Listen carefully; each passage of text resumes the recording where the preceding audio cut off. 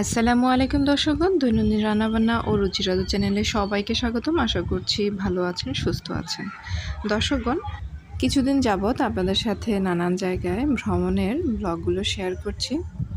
যারা নিয়মিত আমার ভিডিওগুলো দেখেন তারা অনেকেই জানেন আমি অনেক দিন আগের ভিডিওগুলো দেখা যায় সময়ের অভাবে আপনাদের সাথে শেয়ার করতে পারিনি, তাই অনেক দিন পর শেয়ার করি। এরকমই একটা ছোট্ট ভ্রমণের যেটার সময় ছিল 2023 সালের ডিসেম্বর মাসে, প্রায় ১ বছরের মতো হয়ে গিয়েছে, সেটা আজকে শেয়ার করি।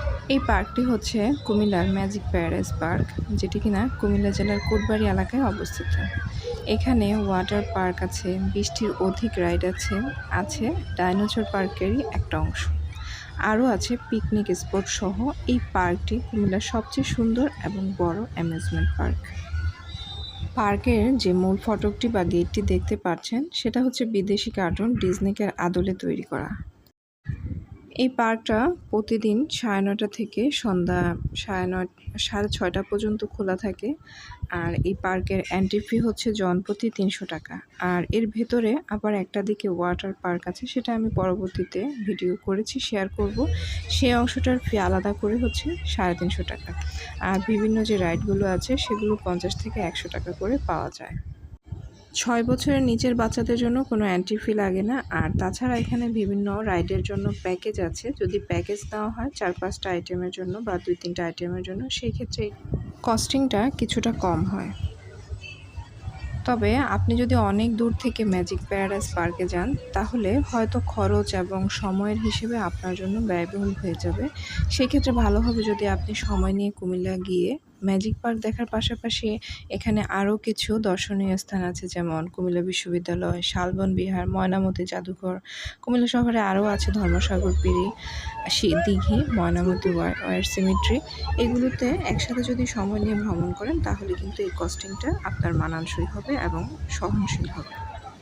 মোট কথা, আপনার কাছে মনে হবে যেন খরচটা পুষিয়ে গেছে।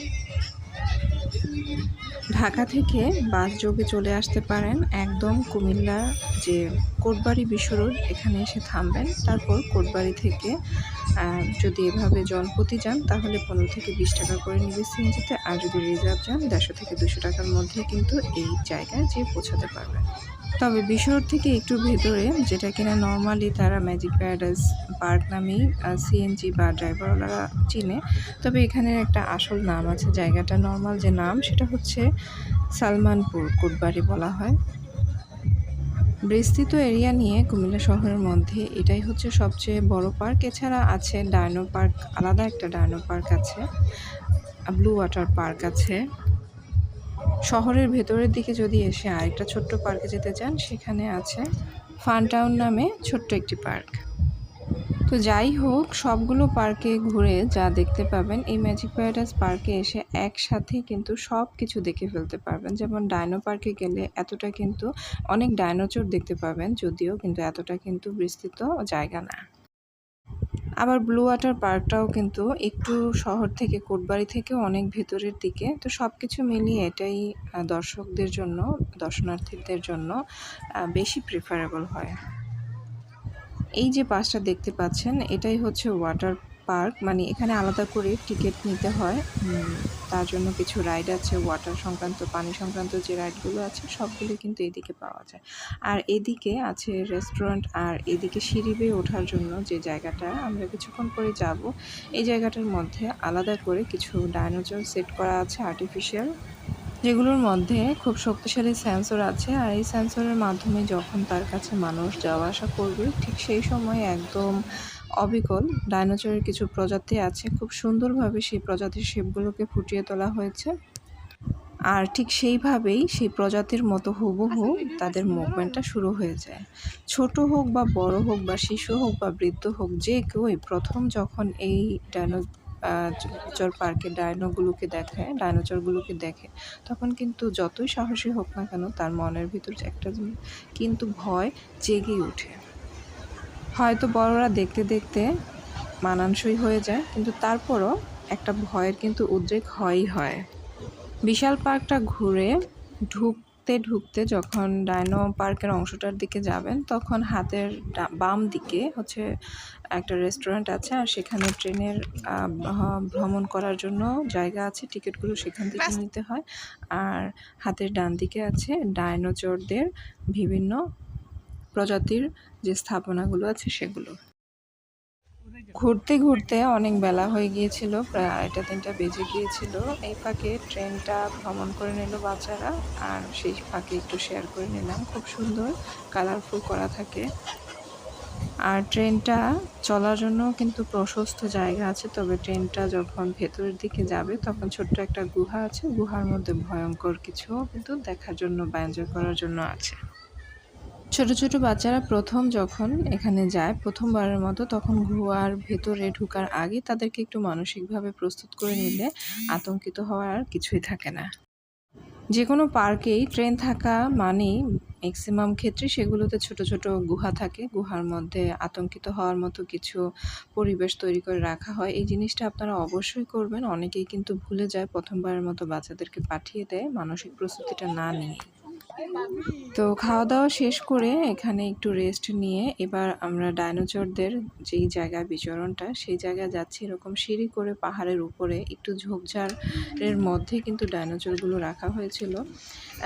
আরও যেহেতু প্রায় 1 বছরের মতো আগে গিয়েছি, আমার ছোট মেয়ে অনেকটাই ছোট ছিল, ওকে নিয়ে এই পর্যন্ত 3-4 বার যাওয়া হয়েছে জন্মের পর থেকে। তবে যতবারই গিয়েছি ততবারই সে এই ডাইনোসরগুলোর পাশেই যেতে চায় না।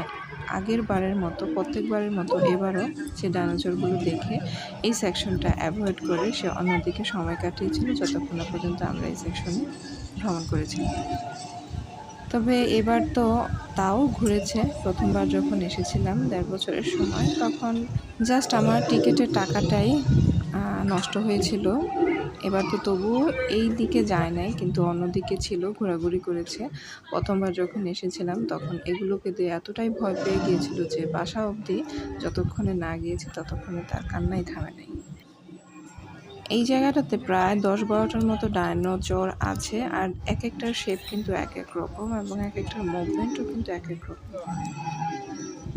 আসলে এরকম যখন মুভ হবে, এবং এখানে আমি হয়তো বা বিভিন্ন নয়েজের কারণে, চারপাশের নয়েজের কারণে তাদের হুঙ্কারগুলো ভালোভাবে আপনাদের সাথে শেয়ার করতে পারছি না। তারপরেও কিছুটা যেহেতু শুনতে পাচ্ছেন, এরকম শব্দ শুনে আর মুভমেন্ট দেখে এবং এদের অ্যাপিয়ারেন্সটা এত নিখুঁতভাবে আর্টিফিশিয়াল হলেও বাস্তবতার সাথে এত মিলে যায়, দেখে আপনি কিন্তু ভয় না পেয়ে একদমই থাকতে পারবেন না। দেখে মাঝে মধ্যে মনে হবে যেন আপনি কিছু সময়ের জন্য সেই ডাইনোসর যুগে চলে গিয়েছেন।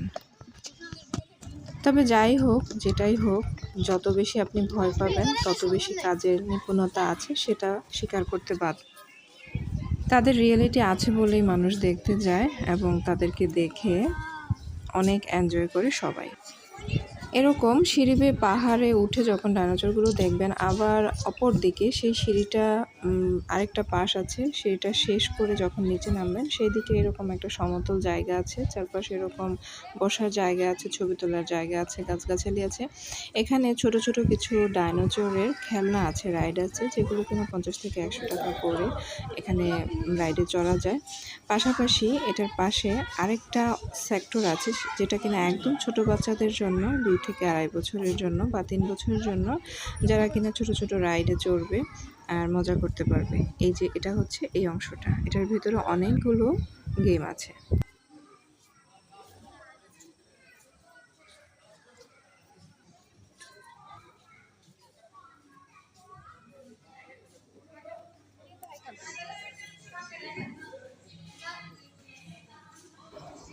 এই সেক্টরটার জন্য আলাদা করে আবার রাইডের জন্য টিকিট কাটতে হয়, সেটা কিনা যেটা আমরা প্রথম দিকে ওই দিকে রাইডগুলো কাটি সেটার সাথে কিন্তু এটা সংশ্লিষ্ট না, সম্পূর্ণ আলাদা একটা সেক্টর।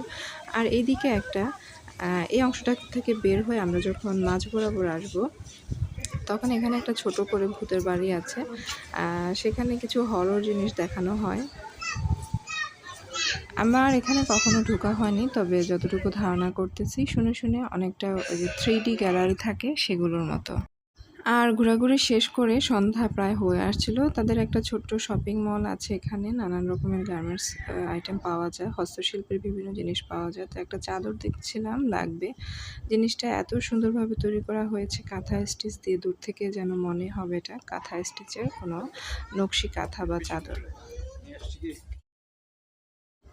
আসলে এটা কোনো স্টিচ করা কাঁথা কিছুই না, এটা সম্পূর্ণ ব্লকের প্রিন্টটাই এমনভাবে ফুটিয়ে তুলেছে যাতে দূর থেকে দেখে মনে হবে যেন এখানে কাঁথা দিয়ে, কাঁথার মধ্যে হ্যান্ড স্টিচ করা আছে।